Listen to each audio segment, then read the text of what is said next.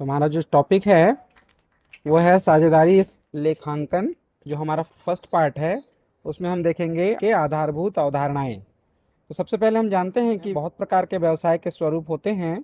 उसमें नंबर 1 है एकल स्वामित्व व्यापार, जिसमें व्यापार का प्रारंभ और संचालन एक ही व्यक्ति के द्वारा या उसके परिवार के द्वारा किया जाता है। उसे हम कहेंगे एकल स्वामित्व व्यापार। इनके जो भी कमियां हैं, डिमेरिट्स हैं या अवगुण हैं, उनको ही दूर करने के लिए साझेदारी की आवश्यकता पड़ती है।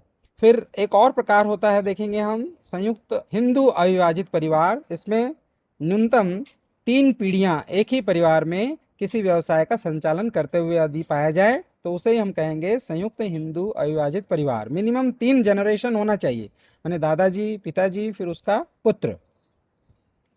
फिर इसमें हम देखेंगे सहकारी समिति, जो 1912 अधिनियम के द्वारा इसमें संचालित होता है और मिनिमम 20 सदस्य होने चाहिए। तो आपस में अपने आवश्यकताओं को पूर्ति करने के लिए यदि वो इकट्ठा होकर के किसी बिजनेस को करते हैं तो उसे सहकारी समिति कहते हैं। फिर एक जो बृहत रूप होता है वह है कंपनी या प्रमंडल, जिसमें अधिकतम सदस्यों की कोई सीमा नहीं होती है। तो इसमें हमें अभी इस चैप्टर में पढ़ना है साझेदारी। अब साझेदारी होता क्या है, इसके अर्थ को हम समझने की कोशिश करते हैं। उससे पहले क्या आवश्यकता होती है एक साझेदारी व्यवसाय के आरंभ होने के? सबसे पहला, पूंजी के अधिक स्रोत की उपलब्धता हो जाती है। जितने भी साझेदार होंगे वो जब भी व्यापार में शामिल होंगे तो अपनी पूंजी लगाएंगे और अतिरिक्त पूंजी की आवश्यकता होने पर अधिक से अधिक स्रोत उपलब्ध होते हैं पूंजी की आवश्यकता को पूरा करने के लिए, जबकि एकल व्यवसाय में ऐसा संभव नहीं हो पाता है। जितना भी पूंजी है वह स्वामी ने लगा चुका है, अब उसे अतिरिक्त लगाना है तो बैंक उसको लोन भी नहीं देगी, और उसके पास जमा पूंजी और है नहीं। तो पूंजी की यहाँ पर कमी हो सकती है व्यापार के विस्तार में, आधुनिकीकरण में, व्यवसाय को और अधिक जगह पर उसकी शाखाएं खोलने में। लेकिन साझेदारी में ऐसी कमी नहीं होगी क्योंकि यहाँ पर पूंजी के अधिक स्रोत उपलब्ध होते हैं। फिर दूसरे नंबर पर हम देखेंगे अधिक प्रबंधकीय कुशलता की आवश्यकता।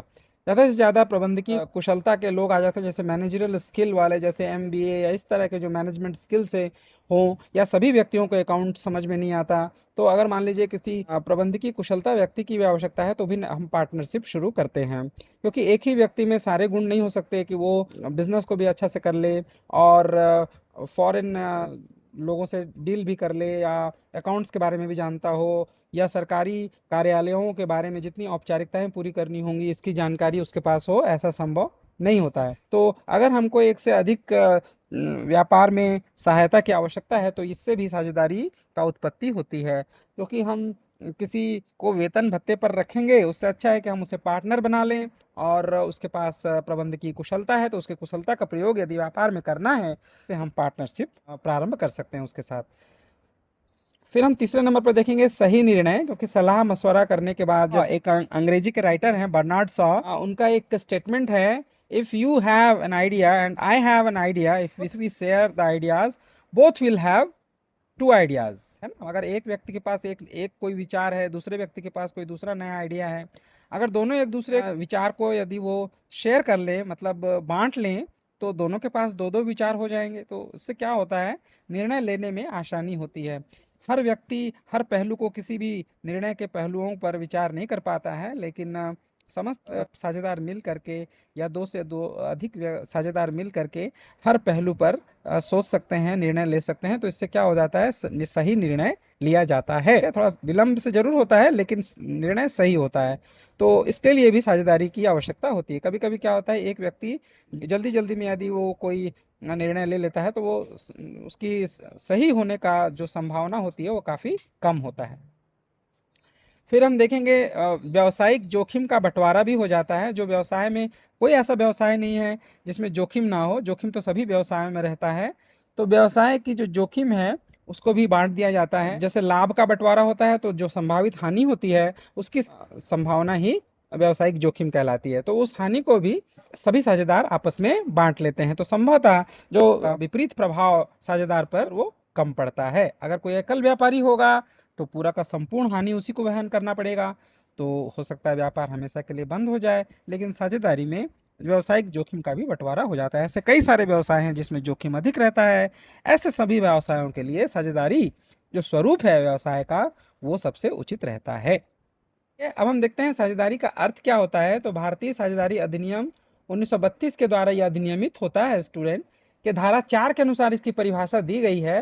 उसके परिभाषा के अनुसार साझेदारी उन व्यक्तियों के बीच एक संबंध है जो एक ऐसे व्यवसाय के लाभ को बांटने के लिए सहमत हैं जिनका संचालन उन सब के द्वारा या उनमें से किसी एक के द्वारा किया जाता है। जो जो बच गया है उसको हम कर रहे हैं। साझेदारी की प्रकृति या विशेषताएं जो परिभाषा में परिलक्षित होती है। सबसे पहला जो बात है वो परिभाषा में परिलक्षित होती है कि दो या दो से अधिक व्यक्ति, एक फर्म के गठन में कम से कम दो साझेदार होना आवश्यक है।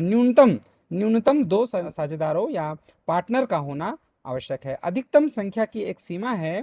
जो अधिकतम सीमा है स्टूडेंट, यदि जो आप बुक में देखेंगे पाठ्य पुस्तक में, तो उसमें अधिकतम बैंकिंग व्यवसाय में 10 और सामान्य में 20 दिया हुआ है, लेकिन ये पुराना है स्टूडेंट, अब इसमें बहुत ज़्यादा अद्यतन हो चुका है। तो अभी हम अधिकतम जो साझेदारों की सीमा है वह 100 है, 100। अब याद रखेंगे, अधिकतम साझेदारों की संख्या 100 है, लेकिन कम से कम दो साझेदारों का होना आवश्यक है। फिर हम नेक्स्ट विशेषता जो परिभाषा में देखते हैं कि बीच दो या दो से अधिक साझेदारों के बीच एक अनुबंध होता है, एक समझौता होता है। यह समझौता लिखित या मौखिक हो सकता है, लेकिन यदि मतभेदों से बचना है तो लिखित समझौता हितकर होगा। क्योंकि मौखिक समझौता क्या है, कभी मतभेद हो जाएगा दो पार्टनरों के बीच में, यदि लड़ाई हो जाती है तो आराम से वो मुकर जाएगा कि ऐसी कोई बात तो तय हम दोनों के बीच में हुई ही नहीं थी। तो इसलिए समझौता लिखित होना ज्यादा हितकर है मतभेदों को टालने के लिए। तो अनुबंध होना या एक समझौता होना, एक एग्रीमेंट होना वांछनीय है।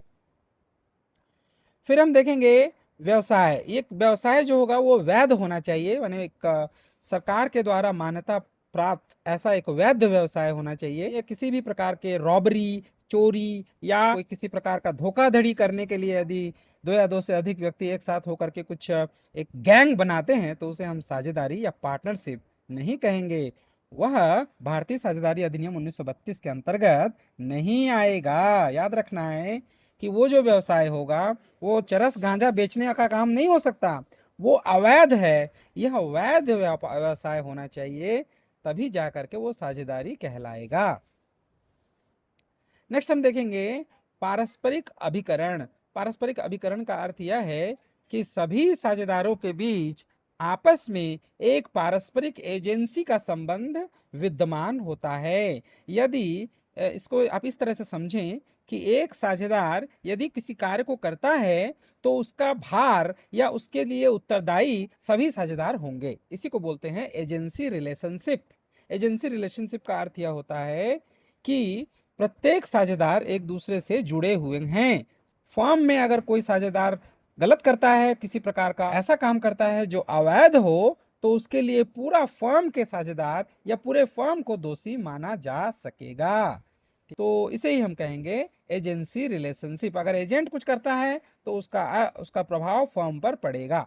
तो यहाँ पर सभी साझेदार का फर्म के मध्य एक एजेंसी रिलेशनशिप होता है। पारस्परिक अभिकरण। अभी हम नेक्स्ट देखते हैं लाभ का विभाजन। सभी साझेदारों का आपस में जो फर्म का लाभ या हानि का विभाजन होता है समझौते के अनुसार होता है, या फिर यदि समझौता किसी प्रकार का नहीं हुआ है लाभ हानि के विभाजन को लेकर, तो इक्वली या समान रूप से सभी साझेदारों के मध्य विभाजित होगा। अन्यथा जो तय हुआ है उसके कोई अनुपात है या पूंजी के अनुपात में है या कोई और लाभ हानि का अनुपात है, तो उसके अनुसार, तो अगर तय है समझौते में तो उसके अनुसार होगा। फिर हम देखते हैं साझेदारों का उत्तरदायित्व। सभी साझेदारों का उत्तरदायित्व असीमित होता है, अनलिमिटेड होता है। ध्यान रखना है आपको कि साझेदारों का उत्तरदायित्व अनलिमिटेड या असीमित होता है। अब इसे असीमित का अर्थ क्या होता है कि यदि फर्म अपने उत्तरदायित्वों का भुगतान करने में असमर्थ होता है तो साझेदार की निजी संपत्ति, उसकी निजी बाइक, निजी कार, निजी मकान को फर्म के उत्तरदायित्व के भुगतान के लिए प्रयोग में लाया जा सकता है। इसी को कहते हैं असीमित दायित्व।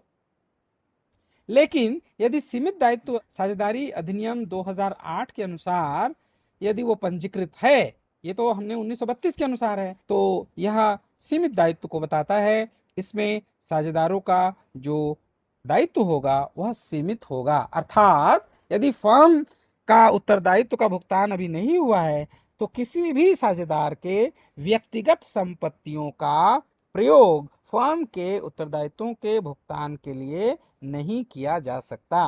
कब कब नहीं किया जा सकता? जब सीमित दायित्व साझेदारी अधिनियम 2008 के अंतर्गत वह पंजीकृत है, तो उसके अनुसार व्यवसाय संचालित है तो ही उस सीमित दायित्व होगा। अन्यथा सामान्यतया साझेदारी उत्तरदायित्व में साझेदारों का दायित्व असीमित होता है, अनलिमिटेड होता है। फिर अब अगला जो टॉपिक है स्टूडेंट वह है साझेदारी विलेख या संलेख, साझेदारी संलेख, जिसको हम पार्टनरशिप डीड कहते हैं इंग्लिश में, पार्टनरशिप डीड, DEED। जिस अभिलेख में साझेदारों के बीच समझौते के विवरण समाहित होते हैं, ऐसे अभिलेखों को साझेदारी विलेख या साझेदारी संलेख कहते हैं। जो भी एग्रीमेंट, जो भी समझौता हुआ है, अगर वो लिखित में है, रिटन डॉक्यूमेंट्स में है, मैनिफेस्टो में, स्टैंप पेपर में यदि उसका लीगल डॉक्यूमेंट्स बना हुआ है, तो उस डॉक्यूमेंट्स को ही हम कहेंगे साझेदारी संलेख या पार्टनरशिप डीड। साझेदारी संलेख की विषय वस्तु यहाँ सूची देखिए, एक सूची बना हुआ है, इसी क्रम में होता है यूजुअली। फर्म का नाम व पता, उसका मुख्यालय, हेडक्वार्टर कहाँ पर है, फिर सभी साझेदारों के नाम व पते, फिर तीसरे नंबर पर प्रत्येक साझेदार द्वारा कितना व्यापार में साझेदारों द्वारा पूंजी लगाई गई है, उसकी राशि लिखी जाएगी और उनके हस्ताक्षर तो रहेंगे ही। फर्म के लेखांकन अवधि की साझेदारी कितने समय के लिए है, फिर साझेदारी के प्रारंभ करने की तिथि क्या है, कब से यह प्रारंभ हो रहा है, बैंक खाते का संचालन करने का नियम, लाभ हानि विभाजन का अनुपात समस्त साझेदारों के मध्य क्या होगा, फिर पूंजी, ऋणों व आहरण पर ब्याज की दर क्या होगी, फिर अंकेक्षक की नियुक्ति का तरीका यदि हो तो। स्टूडेंट, ये अंकेक्षक की जो नियुक्ति है उस पे हम देखेंगे कि सामान्यतः साझेदारों में अंकेक्षक की नियुक्ति नहीं होती है, लेकिन यदि उसका टर्नओवर 40 या उसकी साझेदारों की जो लगाया गया पूंजी 25 लाख, तो ये अनुपात है टर्नओवर का और उनके द्वारा लगाई गई पूंजी का। यदि उस इतना हो जाता है साझेदार का किसी व्यवसाय में, तभी उसको ऑडिट कराना आवश्यक है, तो ऑडिटर उसको नियुक्त कराना होता है। अब ऑडिटर की नियुक्ति का तरीका क्या होगा, साझेदारी संलेख में ये विषय वस्तु में लिखा जाएगा। फिर वेतन, कमीशन यदि किसी साझेदार को देय होता है,